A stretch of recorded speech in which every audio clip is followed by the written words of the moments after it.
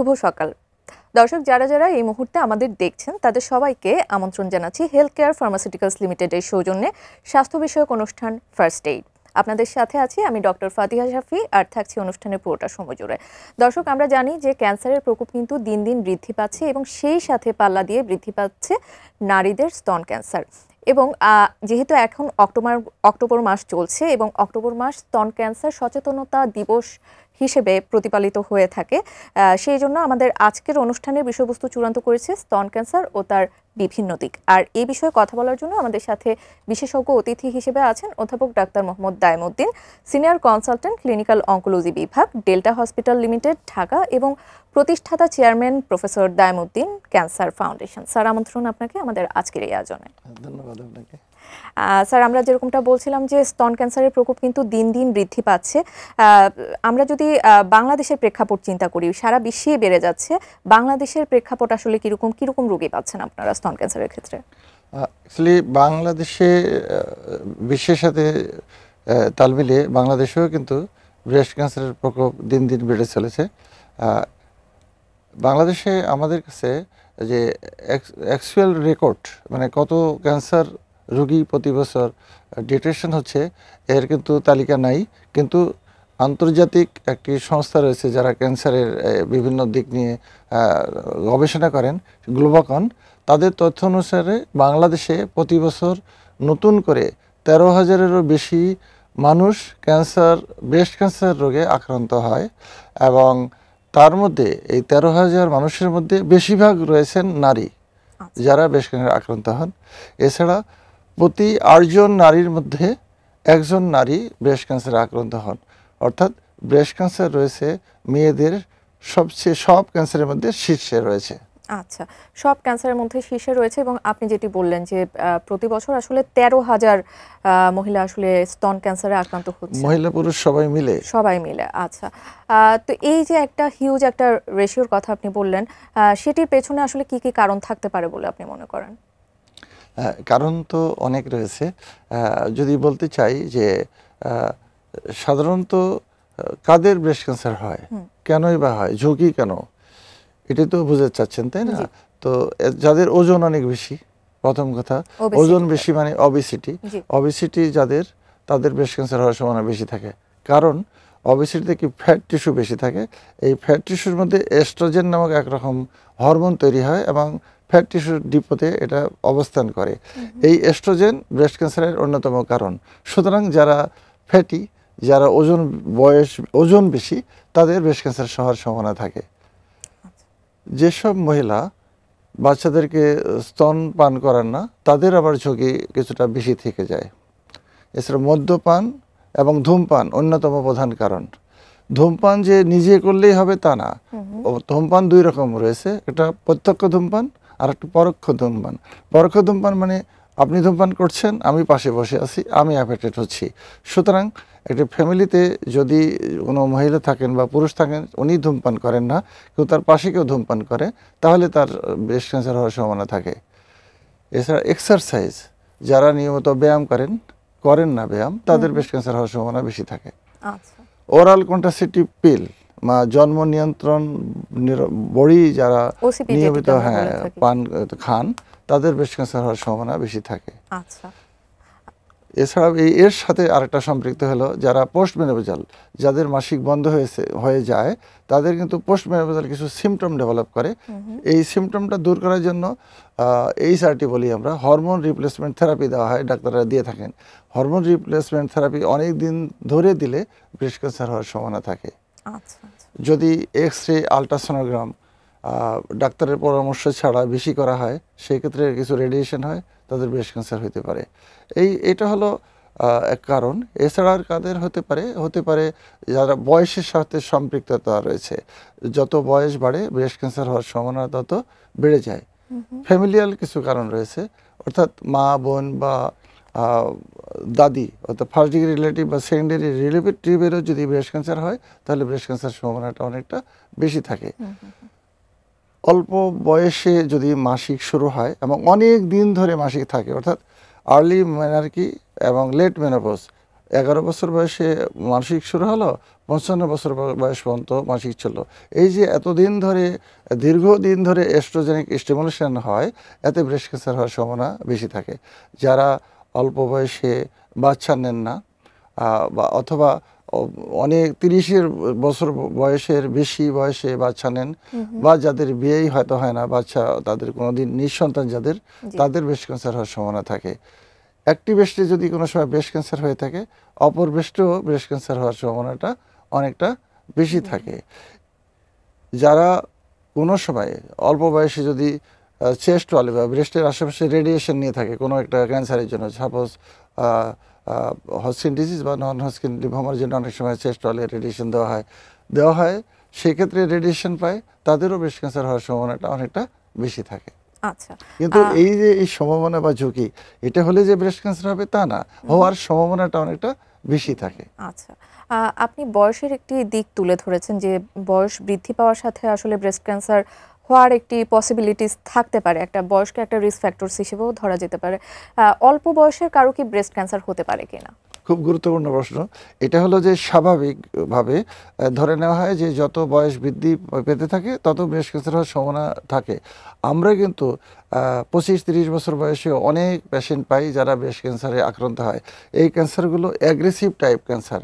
এই ক্যান্সারগুলো বিভিন্ন কারণে হয়, যেমন দেখা গেল কারো আমরা যে বলি হরমোনের জন্য ব্রেস্ট ক্যান্সার হয়, ERPR HER2 রিসেপ্টর স্ট্যাটাস, অথবা HER2 রিসেপ্টর স্ট্যাটাস একটি আছে যেটা ওভার এক্সপ্রেশন হয়ে ব্রেস্ট ক্যান্সার করতে পারে। এই তিনটি অনেক সময় অনেকের অনুপস্থিত থাকে, অর্থাৎ ট্রিপল নেগেটিভ কেস অল্প বয়সে সাধারণত বেশি হয় এবং খুব অ্যাগ্রেসিভ টাইপ অফ ক্যান্সার হয়। আবার শুধু HER2 পজিটিভ হতে পারে, হরমোন নেগেটিভ হতে পারে, সেই ক্ষেত্রেও কিন্তু অল্প বয়সে ব্রেস্ট ক্যান্সার হওয়ার সম্ভাবনা বেশি থাকে। এটা একটি গুরুত্বপূর্ণ প্রশ্ন। এটা কিন্তু আমাদের জানা দরকার যে অল্প বয়সে কেন ব্রেস্ট ক্যান্সার হলো। সে তো সোশ্যাল এনভায়রনমেন্ট অথবা বিভিন্ন যে আমার ঝুঁকিপূর্ণ দিক এই দিকে সংস্পর্শে নিয়ে না এসেই তার ব্রেস্ট ক্যান্সার হলো, তো এইটাই হলো তার গুরুত্বপূর্ণ কারণ। জি, ধন্যবাদ আপনাকে। এবার জানতে চাইবো যে আসলে ব্রেস্ট ক্যান্সার যে হচ্ছে সেটি সম্পর্কে কিন্তু আমরা অনেকেই আসলে অবগত থাকি না, যে কেন, মানে কি কি সিমটমস দেখা দিতে পারে বা কি কি লক্ষণ বা উপসর্গ দেখা দিতে পারে ব্রেস্ট ক্যান্সারের ক্ষেত্রে। থ্যাংক ইউ, খুব গুরুত্বপূর্ণ প্রশ্ন।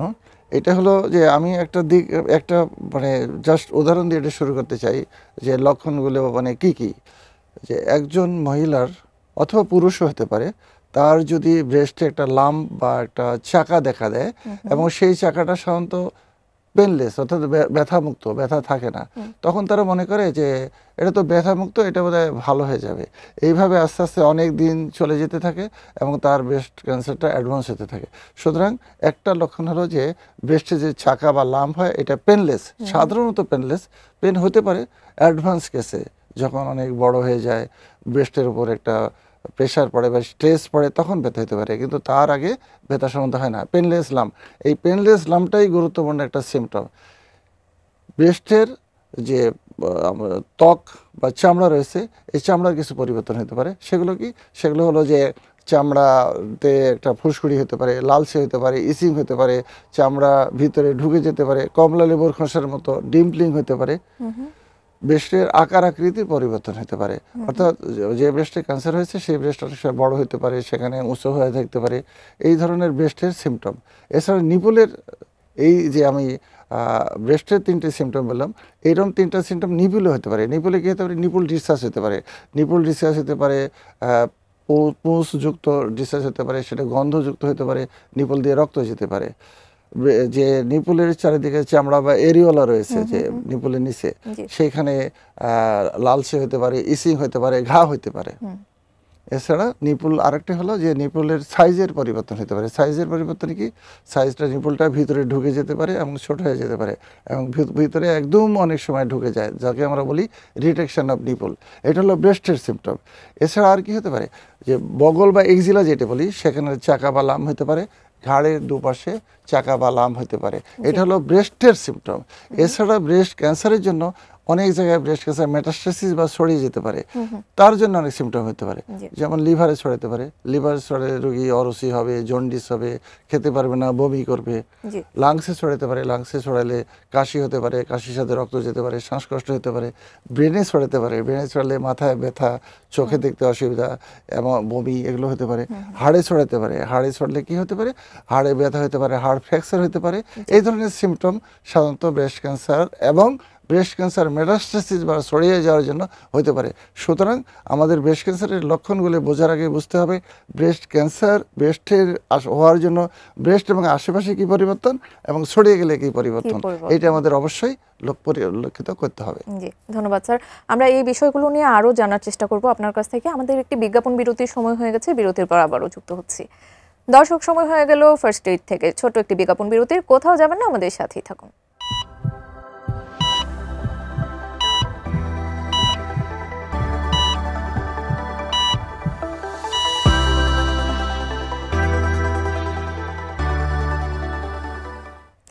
বিজ্ঞাপন বিরতির পর আবারও আমন্ত্রণ আমাদের আজকের আয়োজনে। আমরা কথা বলছিলাম স্তন ক্যান্সার ও তার বিভিন্ন দিক নিয়ে।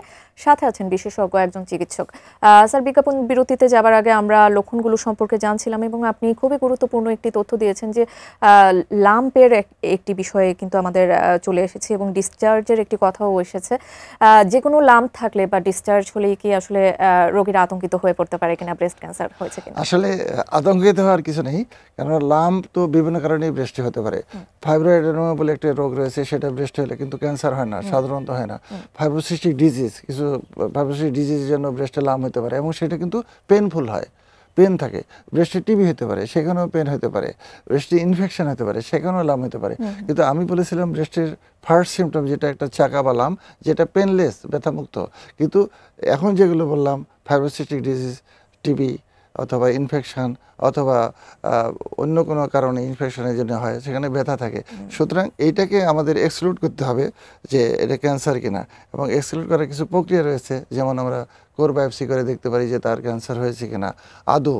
এইটা না করার আগে কিন্তু আমরা বলতে পারবো না ক্যান্সার। সুতরাং লাম্প হলেই যে ক্যান্সার হবে তার কোনো মানে নাই। জি, ডায়াগনোসিসের একটি বিষয় চলে আসলো, যেহেতু সেই সূত্র ধরে আসলে জানতে চাচ্ছি ডায়াগনোসিস বা রোগ নির্ণয় আসলে আপনারা কিভাবে করে থাকেন? হ্যাঁ, রোগ নির্ণয় যে আমি প্রথম কথাটা বলেছি যে কোর বায়োপসি, কিন্তু এটি করার আগে আমরা যদি কোনো লাম্প বা চাকা পাই, অথবা আমি যে 7টা সিমটম বলেছিলাম ব্রেস্টে এবং তার আশেপাশে, এগুলো যদি আমরা পেয়ে থাকি, তখন কি করব? প্রথমে যদি আর্লি এজের মহিলা হয়, অর্থাৎ 35 বছরের নিচের যদি হয়, তার জন্য আমরা আল্ট্রাসাউন্ড করে দেখব যে লাম্প তা ম্যালিগনেন্সির কোনো লক্ষণ আছে কিনা। আর 35 বছরের উপরে যদি বয়স হয় বা 40 বছর বা তার ঊর্ধ্বে বয়স হয়, সেখানে আমরা সাধারণত মেমোগ্রাম করি। মেমোগ্রাম করে দেখি যে মেমোগ্রামে কোনো চেঞ্জ আসছে কিনা। আসলে আমরা তারপরেও আল্ট্রাসাউন্ড করতে পারি, করে সেখান থেকে কোর বায়োপসি করে আমরা দেখব যে তার ক্যান্সার সেল আছে কিনা। যদি তার ক্যান্সার পাই, ক্যান্সার কোষ থাকে, তখন আমরা কনফার্ম হলো যে তার ক্যান্সার আছে।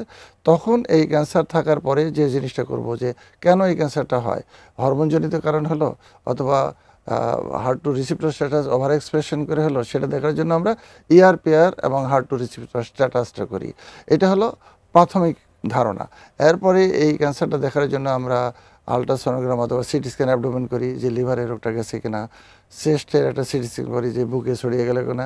এই ধরনের আরও অনেক পরীক্ষা রয়েছে যেগুলো করে অ্যাসেসমেন্ট করব যে রোগটা কী পর্যায়ে রয়েছে, এবং ক্লিনিক্যালে দেখে তারপরে আমরা চিকিৎসার দিকে ধাবিত হব। আচ্ছা, চিকিৎসার দিকে ধাবিত হব। আগে যেরকম একটি প্রবাদ ছিল যে when there is cancer there is no answer, এখন আসলে কি অ্যান্সার আপনারা খুঁজে পেয়েছেন? ক্যান্সারের চিকিৎসা কিভাবে দিয়ে থাকেন? অ্যাকচুয়ালি এই কথাটা অনেক আগের কথা, no answer, cancer has no answer অনেক আগের।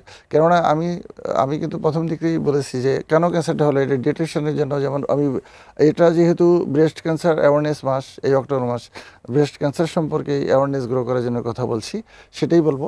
সেটা হলো যে ব্রেস্ট ক্যান্সার যদি আমি আর্লি এজে ধরতে পারি, স্টেজ 1-2 এই অবস্থায়, তাহলে কিন্তু শতভাগ একদম ভালো করা সম্ভব, কিওর করা সম্ভব।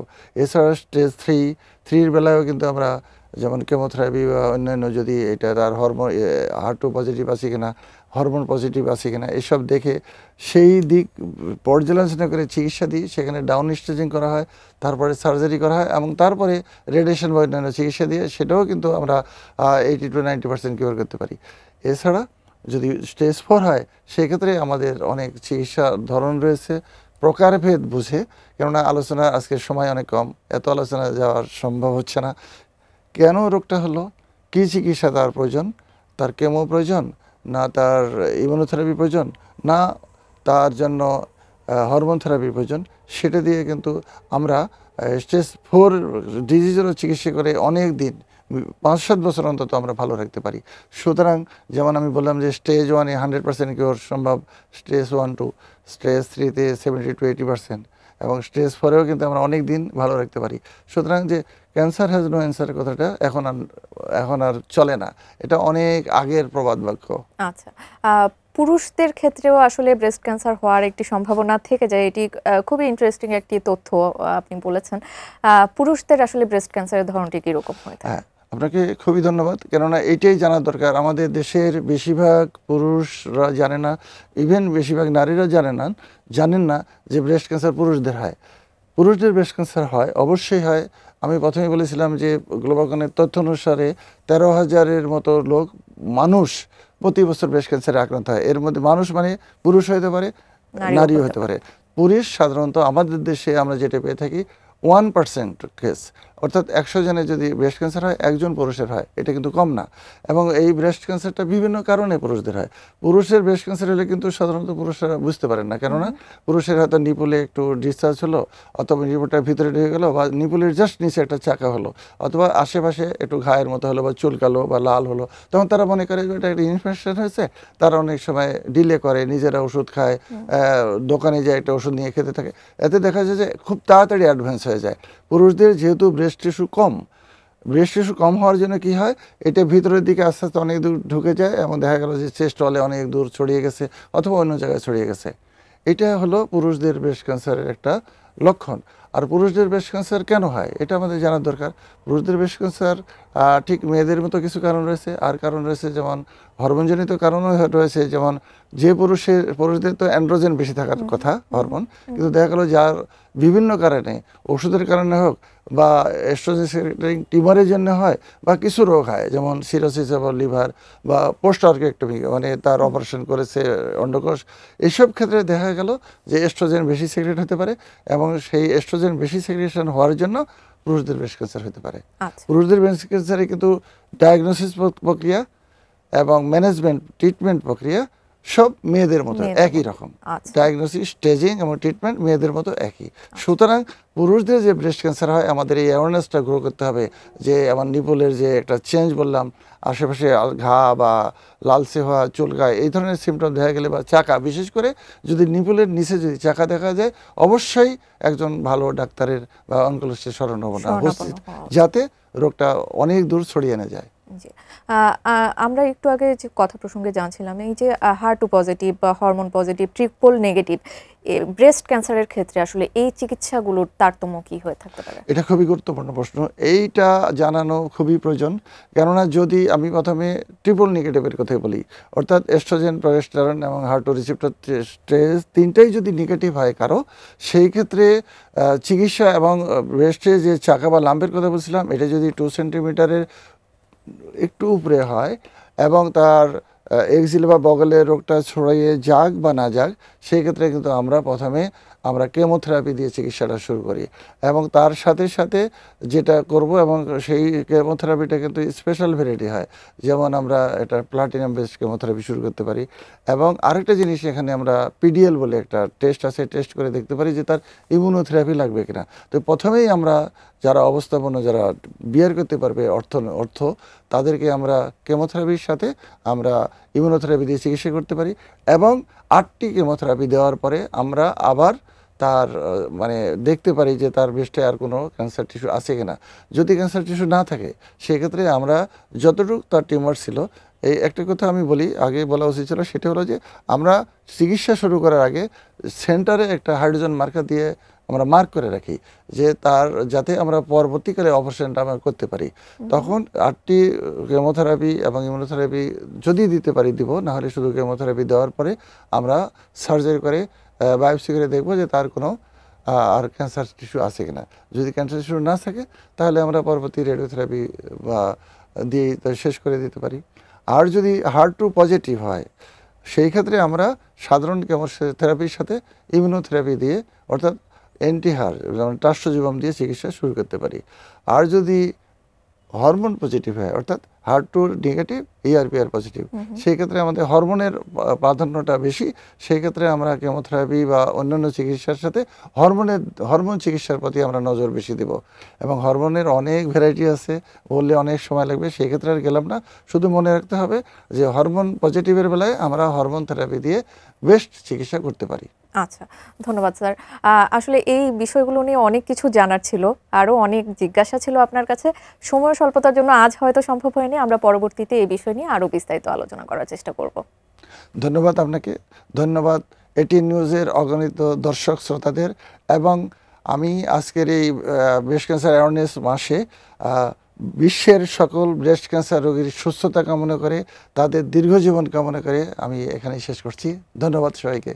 জি দর্শক, আপনাদের অসংখ্য ধন্যবাদ আমাদের সাথে এতক্ষণ যুক্ত থাকার জন্য। এই অনুষ্ঠানের মাধ্যমে আমরা ব্রেস্ট ক্যান্সারের কী কী চিকিৎসা হতে পারে বা তার ডায়াগনোসিসে কী হয়ে থাকতে পারে এবং সঠিক সময়ে সঠিক চিকিৎসা নিলে যে ব্রেস্ট ক্যান্সারকে প্রতিহত করা যায় সে সম্পর্কে আলোকপাত করার চেষ্টা করেছি। আশা করছি আমাদের আজকের আয়োজন আপনাদের ভালো লেগেছে।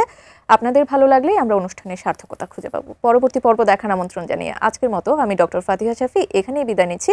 সে পর্যন্ত সবাই ভালো থাকবেন, সুস্থ থাকবেন এবং ATN নিউজের সাথেই থাকবেন।